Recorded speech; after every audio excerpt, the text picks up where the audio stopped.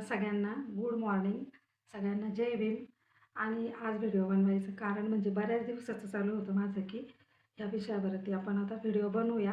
पण काही ना काही व्यत्यय किंवा वेळ भेटत नव्हता. घरात आमच्या खूप म्हणजे लहान बाळ आहे, त्याच्यामुळे काय होतं की आवाज वगैरे येतो. आणि आज वेळात वेळ काढून मी तुमच्यासाठी खास जे मला माहिती आहे किंवा जे आम्ही अनुभवलं आहे ते तुमच्याबरोबर शेअर करणार आहे. तर विषय असा आहे, आज यूट्यूब खोललं खरात, इन्स्टा खोललं खरात, FB खोललं खरात, सगळीकडं आणि न्यूजपेपरवरती सगळीकडं खरातच्याच बातम्या चालू आहेत. दुसरं काहीही नाही. आता कमीत कमी ह्या गोष्टीला बरेचसे दिवस झालेत, कमीत कमी महिना होत येईल आता, तरीसुद्धा सगळं जे आहे ते खरातविषयीच सगळ्या न्यूज वगैरे येतात आहे. तर म्हटलं चला तुमच्याबरोबर त्या संदर्भात काहीतरी शेअर करणार आहे, जे आम्हाला माहिती आहे, की जे कोणालाच माहिती नाही आहे, तर ते मी तुम्हाला सांगणार आहे.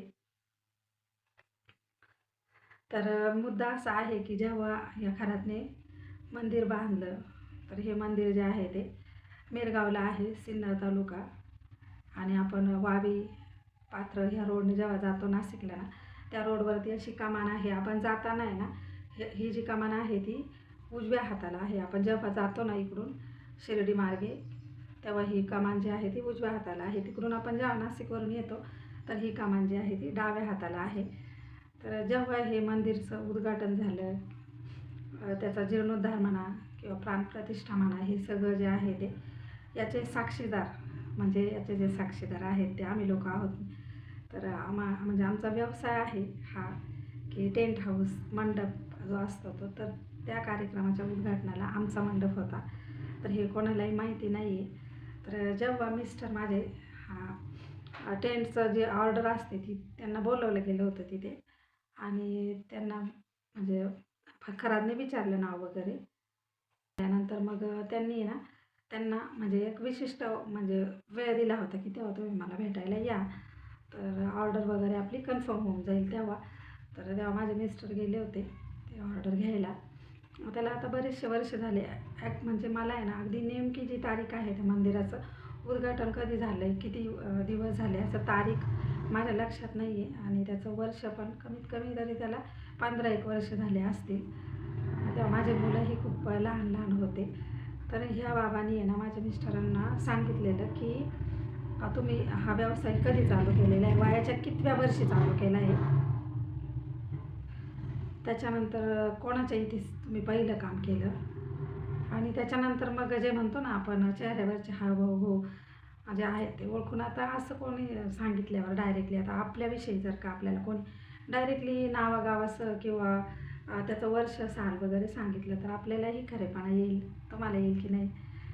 तर त्यांना आला खरेपणा की हां, माझ्या आयुष्यात तर असं असं झालेलं आहे आणि मी ह्याच वर्षी बिझनेस चालू केलेला आहे आणि ह्याच व्यक्तीचं मी काम पहिलं केलेलं आहे. तर त्यांचा खूप विश्वास बसला मंडळी, त्यांचा खूप विश्वास बसला. पण मी आहे ना, तर मला कोणी नास्तिक म्हटलं तरी चालेल, मी पहिल्यापासून आहे ना पूजा वगैरे जास्त काही करत नाही आहे. तर असं बोलल्यानंतर प्रोग्राम वगैरे झाला आणि मग आमचं बिल वगैरे झालं, तर तेव्हा खूपच असा आमचाही पडतीचा काळ होता. म्हणजे आमचा सुधारण्याचा जो टप्पा असतो तो टप्पा होता त्यावेळी, त्या काळामध्ये. म्हणजे आम्ही काही खूप, आणि आत्ताही आम्ही जमीन लेवललाच आहोत, पण थोडंसं बेटर आहे पहिल्यापेक्षा. तर आम्ही ना एक पिकअप घेतलेली होती तेव्हा. तर त्या पिकअपवरती माझ्या मिस्टरांनी नाव टाकलेलं होतं ईशान्येश्वर. त्या पिकअपवरती पण आम्ही नाव टाकलं होतं की त्यांचा विश्वास बसला होता. आता असं कोणी सांगितल्यावर बसणारच आहे, आपल्याला जे करायचं आहे ते आपण करतो. तर मी बाबासाहेबांच्या विचारावर चालणारे आहे. डॉक्टर बाबासाहेब आंबेडकरांना मी खूप मानते. फक्त सर्व धर्म समभाव म्हणून मी या काही गोष्टी ज्या आहेत ते करते आणि जाते. सगळं विज्ञान आहे, कांड आहे, कर्मकांड. आणि तुम्ही कुठल्याही बाबा आणि बुवावर अजिबात विश्वास ठेवू नका. सगळे नुसते लुटायला निघलेले आहेत पैसे. तुम्ही विचार करा, पूजा वगैरे करायची असली त्यांना प्रत्येक गोष्टीत पैसा द्यायचा असतो. शिवाय यांना कपडे द्या, दान करा, प्रत्येक पूजेला हे आपल्याकडे पैसे मागतात. आणि ह्याच्यावरच यांचं पोटपाणी चालतं, ह्याच्यावरच हे श्रीमंत होतात. गरिबांची कुठलीही किंमत नाही. तुम्ही विचार करा, ह्या बाबाकडं कुठली गरीब एखादी स्त्री दिसते का तुम्हाला? तुम्ही म्हणजे तिथंही चौकशी करा, कुठल्याही गरिबाला त्याच्या सेवेमध्ये थारा नाही. त्याला सगळ्या स्टँडर्ड आणि ज्या मोठ्या मोठ्या बायका येणाऱ्या होत्या, त्यांच्याच तो का समस्या सोडवित होता. आपल्यासारख्या सर्वसामान्य लोकांच्या तो समस्या का सोडवित नव्हता. आता हा एक मुद्दा. त्याच्यानंतर आता आमच्या मिस्टरांचा विश्वास आहे.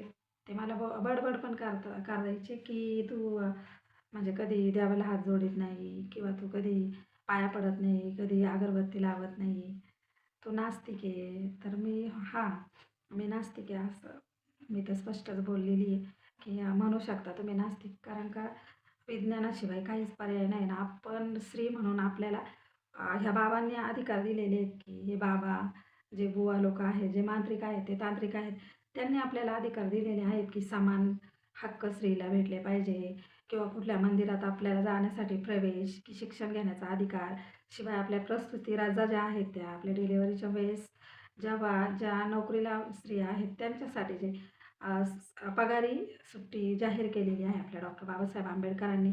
आणि आपण अशा महाराष्ट्रात राहतो आणि ह्या बाबा लोकांनी आणि ह्या अ, मांत्रिक तांत्रिकांनी पूर्ण वाटोळं करून टाकलेलं आहे आपल्या महाराष्ट्र राज्याचं. इव्हन सगळ्या देशामध्ये हे प्रकरण गाजतंय आत्ता सध्या. तर ह्याच्यावरतीच मला बोलायचं होतं.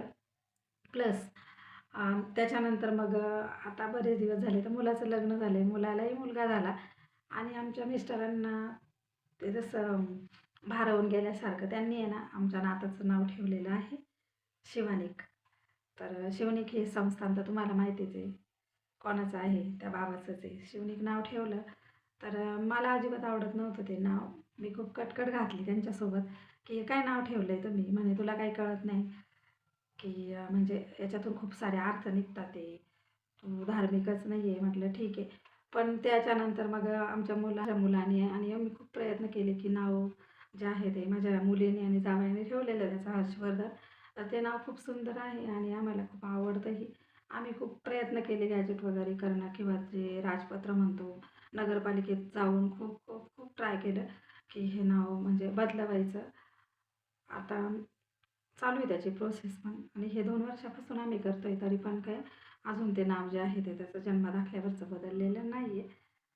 आणि मी तर काय कधीच समोर गेलेली नाही. फक्त जेव्हा काम चालू होतं ना आमचं तिथे ओपनिंगच्या वेळेस मंडपचं काम चालू होतं तेव्हा मी गेली होती 2दा.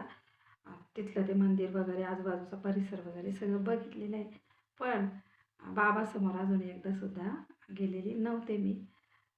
आणि कधी असं वाटलंही नाही की म्हणजे खरंच सांगतोय. बरेच लोकं सांगायचे की सगळीच आपली माहिती खरी सांगतोय. पण माझं मन कधी म्हणजे जावं असं मला वाटलं नाही माझ्या मनाला की आपणही जावं, आपलंही भविष्य जाणून घ्यावं. आपलं भविष्य आपणच घडवणारे असतो.